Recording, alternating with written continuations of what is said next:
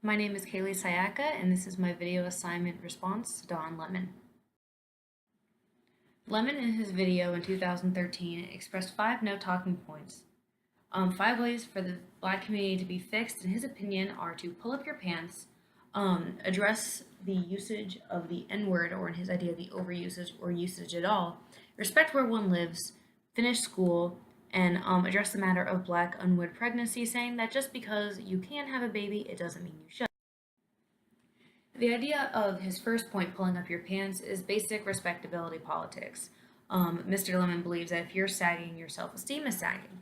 While I consider that to be patently untrue, that the idea of people's psyche is tied to what they're wearing, um, that alone is not the most disappointing part of what he says in terms of why people dress the way they do. He addresses the idea that Black people began this in prison, that prisoners used this as a way to identify who was sexually available, who was willing to be submissive to other men, and seeing male submissiveness as a bad thing, even though the circumstances are certainly not ideal, plays into the idea of toxic masculinity. It also considers that people dress for different environments. The idea that people are going to a job interview or to a professional presentation with their pants sagged is highly unlikely, and just because something is not up to Mr. Lemon's everyday casual taste doesn't mean that everyone should stop doing it because he personally feels uncomfortable. Next, we have the usage of the N-word. He criticizes comedians and other entertainers with clips of them saying that they're reclaiming the word, that they're using it how they want to use it, and things like that, saying that it doesn't matter, given the history of the word, that it shouldn't be used at all. The important thing is that you have to realize that other groups will adopt whatever term that the Black community uses because, like Paul Mooney said on the Chappelle Show, everybody wants to be A, but no one wants to be A. Regardless of what word you use, someone's going to find a way to use it to describe themselves because it's seen as cool or it's seen as edgy, when in reality, it's really a situation of damned if you do, damned if you don't. He also uses very unlikely anecdotal evidence of a mother using the hard R N word against her son, who he describes as being a very young elementary school age, but that's not the most important thing that he draws upon. Respecting where you live, he uses more anecdotal evidence saying that where he lives in Harlem, which I assume, given the fact that he has money, he has stature and things like that, and he is not a native of New York, meaning he might not have family tying him to a particular area of Harlem. He uses yet more anecdotal evidence saying that in Harlem, Black people are always dropping things on the ground and littering in their community, whereas in white neighborhoods, everything is clean and picked up.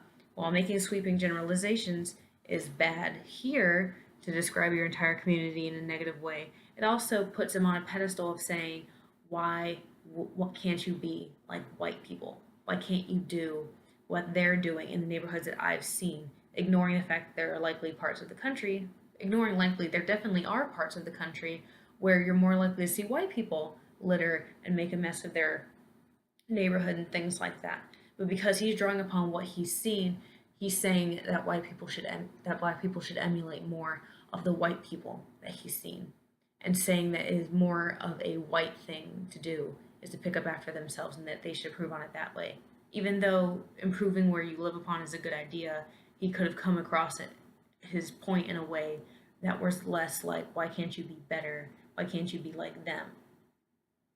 I also believe he was correct in saying that finishing school is important. Of course, it's important. Education as itself is important, but it's more often an issue of peer pressure, people bringing anti-intellectualism down at the teenage level rather than adults who realize, usually at that point in life, that education is important and is something that should be encouraged and promoted and reached for at any given chance.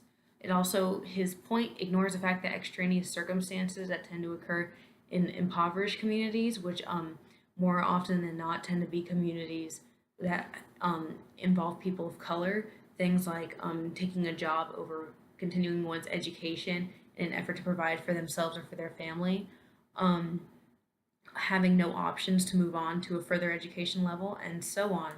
It's very short-sighted in the idea that some people do not have the opportunities that thankfully Mr. Lemon was blessed with, so he could tell other people on his CNN show.